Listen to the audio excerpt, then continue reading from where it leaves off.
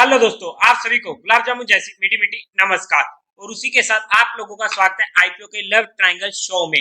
Finally काफी time बाद एक आईपीओ आ रहा है मेन लाइन में, जो होने वाला है आईआरएम एनर्जी लिमिटेड आईपीओ। आज के दिन हम इस सिंगल वीडियो में कंपनी के बारे में पूरी डिटेल में डिस्कस करने वाले हैं, बेसिक से लेकर एडवांस तक, यानी कि कंपनी का पूरा कच्चा चिट्ठा हम खोलने वाले हैं। तो अभी से इस वीडियो को लाइक और चैनल को सब्सक्राइब कर दीजिएगा। अगर मैं स्टार्टिंग में ही इसके बारे में अपना पर्सनल डिसीजन देने की कोशिश करूं, तो अभी के लिए मैं इस आईपीओ को थोड़ा वेट एंड वॉच की कैटेगरी में रखना चाहूंगा। आज के टाइम पर क्या मुझे इस आईपीओ को अप्लाई करना है या नहीं करना है, तो वहां पर मुझे एक तो सब्सक्रिप्शन को देखना पड़ेगा किस तरीके से आती है। तो वहां पर हो सकता है कि मैं रिटेल कैटेगरी में इसे अप्लाई करने का प्रोग्राम कर दूं, लेकिन ऑलमोस्ट सर्टेन है कि मैं इसे एचएनआई कैटेगरी में अप्लाई नहीं करने वाला हूं, क्योंकि थोड़े से कुछ ऐसे इंपॉर्टेंट पॉइंट्स होने वाले जिन्हें हम डिस्कस करेंगे इस वीडियो में। तो अगर मैं कंपनी की बात करते हैं स्टार्टिंग में बेसिकली, तो ये कंपनी 2015 में इनकॉर्पोरेट हुई थी। ये गैस डिस्ट्रीब्यूशन की कंपनी होने वाली है, यानी कि गैस का सेक्टर होने वाला है, जो एक अच्छा सेक्टर होने वाला है आने वाले टाइम के लिए भी। और यहाँ पर ये कंपनी डेवलप करती है, ऑपरेट करती है एंड एक्सपेंड करती है local natural gas distribution network को। IRM energy value driven energy enterprises होने वाली, जो सर्व करती है इंडस्ट्रियल को, कमर्शियल को, डोमेस्टिक एंड ऑटोमोबाइल कस्टमर्स को। मतलब कि अगर आप देखोगे अभी कुछ स्मार्ट सिटीज में ऐसा कुछ होने को हमें देखने को मिल रहा है, जो गैस डिस्ट्रीब्यूशन का नेटवर्क बन रहा है, लेकिन आने वाले टाइम में ये काफी ज्यादा एक्सपेंड कर सकता है, जो इस कंपनी के लिए और इस सेक्टर के लिए पॉजिटिव पॉइंट होने वाला है। अगर हम बात करते हैं कंपनी की, तो इन्होंने अपनी जो मार्क की है प्रेजेंस को, वो की है गुजरात में, पंजाब में और union territory of Daman and दियो में। और उसी के साथ साथ कंपनी फुलफिल कर रही है नेचुरल गैस रिक्वायरमेंट्स को, जहां पर इसके पास 48,172 domestic clients, 179 industrial unit and 248 commercial clients होने वाले हैं। एंड इसी के साथ साथ कंपनी को रिवॉर्ड भी मिला है सिटी गैस डिस्ट्रीब्यूशन का growing company of the year 2020 from the federation of Indian petroleum industries. अगर हम सितंबर 2022 में बात करते हैं, तो कंपनी के पास 260 सीएनजी गैस स्टेशन होने वाले थे, जो फिर से एक कंपनी की स्ट्रेंथ को शो करता है। अब अगर हम कंपनी के टाइम टेबल की बात करते हैं, जो टेंटेटिव रहने वाला है, 18 अक्टूबर को ओपन होने वाला है, 20 अक्टूबर को क्लोज हो जाएगा। अलॉटमेंट होगी 27 अक्टूबर को, रिफंड मिलने शुरू हो जाएंगे 27 अक्टूबर से, आपके अकाउंट में क्रेडिट हो जाएंगे इफ अलॉटेड 30 अक्टूबर को। लिस्टिंग डेट होने वाली है टेंटेटिव 31 अक्टूबर। हो सकता है कि जहां पर भी हमें T+3 डेज का फंडा देखने को मिल जाए और वहां पर अलॉटमेंट और लिस्टिंग पहले ही हो जाए। अगर हम अदर डिटेल्स की बात करते हैं, तो 10 रुपीज पर शेयर की फेस वैल्यू रहने वाली है। प्राइस बैंड होने वाली है 480 टू 505।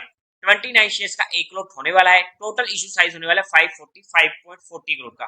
एक ओके ओके साइज का आईपीओ है, जो हमारे पॉजिटिव हो जाता है। और सबसे मेन पॉजिटिव आ जाता है कि का पूरा ये होने वाला है फ्रेश इशू 545.40 करोड़ का।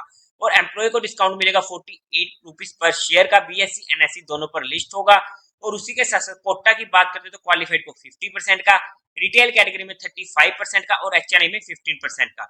आईपीओ के लोट साइज की बात करते हैं, तो रिटेल कैटेगरी में 1,29 शेयर्स का होने वाला है, जिसकी अमाउंट पड़ने वाली है 14,645 रुपीज की। एक लोट से ज्यादा अप्लाई करने का कोई फायदा नहीं है, बिकॉज ये आईपीओ इजीली ओवर सब्सक्राइब होने वाला है। उसी के साथ साथ अगर हम स्मॉल एचएनआई में बात करते हैं, तो 14 लोट्स के लिए मिनिमम अप्लाई करना पड़ेगा, जहां पर क्वांटिटी हो जाएगी शेयर्स की 406 और अमाउंट हो जाएगी 2,05,030 रुपीज की। और उसी के साथ साथ बिग एचएनआई में 69 लोट्स हो जाएंगे, जहां पर अमाउंट पड़ जाएगी 10,10,505 रुपीज की।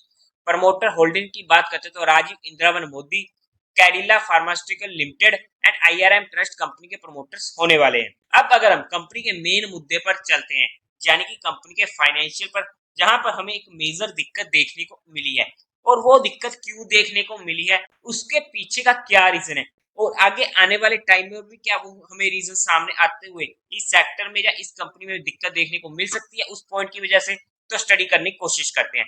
अगर हम टोटल असेट्स की बात करते हैं, तो 2020 में थे 267 करोड़, जो 31 मार्च 2023 में पहुंच चुके थे 792 करोड़ के। एक अच्छी ग्रोथ हमें देखने को मिली है, यानी कि A1 ग्रोथ। रेवेन्यू की बात करते हैं, तो 166 करोड़ 2020 में थे, जो पहुंच चुके थे 1045 करोड़ के 2023 में, जहां पर भी हमें एक काफी अच्छी ग्रोथ देखने को मिली है। लेकिन दिक्कत आई प्रॉफिट आफ्टर टैक्स में, जहां पर 31 मार्च 2020 में था 21 करोड़ का। इंक्रीज हो रहा था 2023 में, ये निकल कर आ चुका था 63 करोड़ का। एक अच्छी ग्रोइंग रेट है, 3x की हमें देखने को मिल रही है।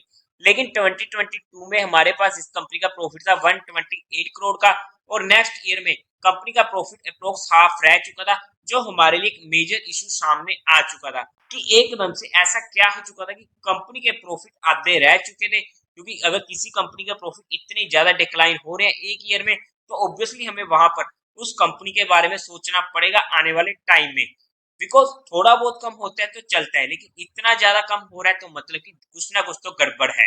तो यहाँ पर जो इनके प्रॉफिट कम होने का रीजन आया था, तो हमारे पास यहाँ पर काफी ज्यादा इनके मार्जिन पे इफेक्ट पड़ा था, क्योंकि वहां पर पेट्रोलियम एंड गैस प्राइस में काफी ज्यादा हाइक्स हो चुके थे।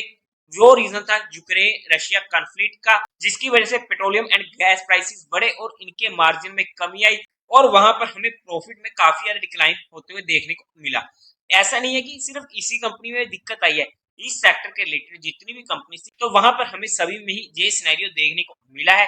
तो इसलिए घबराने की जरूरत नहीं है। तो ये थोड़ा सा शॉर्ट टर्म पेन होता है, लेकिन हाँ थोड़ा सा लंबा हो चुका है, लेकिन आने वाले टाइम में पूरी पूरी उम्मीद है कि ये सिनेरियो ठीक हो जाएगा, तो ज्यादा दिक्कत लेने की जरूरत नहीं है। लेकिन अब अगर हम बात करते हैं रिजर्व एंड सरप्लस की, 2020 से 2022 तक पहुंच चुके थे 30 करोड़ से 193 करोड़ के, उसके बाद का डाटा अवेलेबल नहीं है। टोटल बोरोइंग्स की बात करते हैं तो 146 करोड़ से पहुंच चुकी थी 303 करोड़ की। बोरोइंग्स भी डबल हो चुकी है, जो हमारे हल्का सा नेगेटिव पॉइंट आ जाता है। लेटेस्ट क्वार्टर में देखते हो 321 करोड़ की।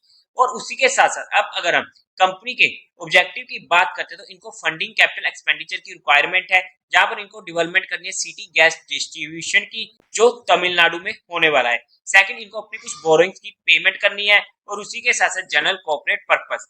अब अगर हम फंडामेंटली बात करते हैं तो देखो, हमने कंपनी को बेसिक देखा, अच्छा था, कंपनी का काम अच्छा है, सेक्टर अच्छा है। कंपनी के फाइनेंशियल्स देख लिए, कंपनी के फाइनेंशियल भी काफी जबरदस्त है, प्रॉफिट आफ्टर टैक्स का मसला दिखा है, लेकिन जो रीजन था उसमें कोई भी कुछ नहीं कर सकता है कि जहां पर कंपनी की गलती नहीं होने वाली है। लेकिन अगर हम फंडामेंटल्स की बात करते हैं तो पीई रेशियो निकल कर आती है 24 की, रिटर्न ऑन इक्विटी 18.23% की, रिटर्न ऑन कैपिटल एम्प्लॉयमेंट 14.19% की, डेट इक्विटी रेशियो 0.93 की, ईपीएस 20.93 की, रिटर्न ऑन नेटवर्थ 18.23% की। अगर हम फंडामेंटली देखते हैं तो हमें कंपनी के फंडामेंटल्स भी अच्छे देखने को मिल रहे हैं, एक्सेप्ट पीई रेशियो, क्योंकि जहां पर कंपनी अच्छी वैल्यूएशन पर अपना ये आईपीओ लेके आ रही है। अगर मैं बात करूं कंपनी के पीयर टू पीयर कंपैरिजन में, तो वहां पर आप चेक कर सकते हो गुजरात गैस लिमिटेड, जिसका पीई रेशियो 18.69 का, इंद्रप्रस्था गैस लिमिटेड यानी कि आईजीएल, जिसका पी रेशियो आ जाता है 19.21 का, और महानगर गैस लिमिटेड एमजीएल, जिसका पी रेशियो निकल कर आ जाता है 12.64 का। अडानी टोटल गैस को तो हम जहां पर कंपेयर कर ही नहीं सकते किसी भी सिनेरियो में, क्योंकि इसका पी तो हम सभी को मालूम है कि कितना ज्यादा चलता है। तो उसके बेस पर जहां पर हम अडानी टोटल गैस के साथ तो इसका कोई भी कंपैरिजन नहीं कर सकते हैं। लेकिन अगर हम बाकी कंपनीज के कंपैरिजन में भी देखते तो कंपनी एक अच्छी वैल्यूएशन मांग रही है, और अगर हम जहां पर कहें तो कंपनी अपना ये आईपीओ सस्ता नहीं ला रही है। तो अगर हम जहां पर कहें कि कंपनी ने हमारे लिए एक अच्छा स्कोप छोड़ दिया 30% का 40% का, तो वो उतना ज्यादा बड़ा स्कोप हमारे पास नहीं है। और अगर हम कंपनी के जीएमपी की बात करते तो आज के टाइम पे कंपनी का जीएमपी 13% के करीब का चल रहा है, एक ओके ओके सा ही चल रहा है। तो यहाँ पर हमने कंपनी के बारे में डिटेल में स्टडी किया है, हर बेसिक पॉइंट। कंपनी के फाइनेंशियल्स अच्छे हैं, कंपनी का काम अच्छा है, कंपनी का इशू साइज और सारा का सारा फ्रेश इशू, ये कंपनी का सबसे बेस्ट पॉइंट होने वाला था। नेगेटिव पॉइंट में सबसे मेजर नेगेटिव पॉइंट है इसकी हाई वैल्यूएशन। लेकिन अगर हम प्रॉफिट आफ्टर टैक्स की बात करते हैं तो उसे मैं नेगेटिव पॉइंट में ना लेके जाकर उसे न्यूट्रल में रखने की कोशिश करूंगा उस पॉइंट को।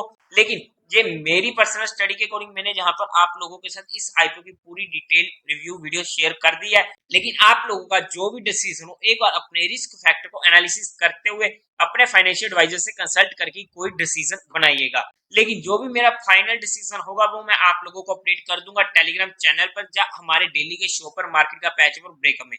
टेलीग्राम चैनल का लिंक भी आपको डिस्क्रिप्शन में मिल जाएगा, जहां फिर आप डायरेक्ट माँ की लव अफेयर सर्च करके वहां से भी ज्वाइन कर सकते हो। और उसी के अलावा म्यूचुअल फंड में या इंश्योरेंस सेगमेंट में आपको कोई भी रिक्वायरमेंट हो, आपको कोई भी हेल्प चाहिए, आपकी कोई भी क्वेरी हो, तो आपको डिस्क्रिप्शन में मेरा नंबर मिल जाएगा, आप मुझसे कांटेक्ट कर सकते हैं। तो देवी और सज्जनों, उम्मीद है आप लोगों को ये वीडियो अच्छी लगी होगी, तो इस वीडियो को लाइक कीजिएगा, शेयर कीजिएगा और साथ ही साथ चैनल को सब्सक्राइब करें। हर हर महादेव।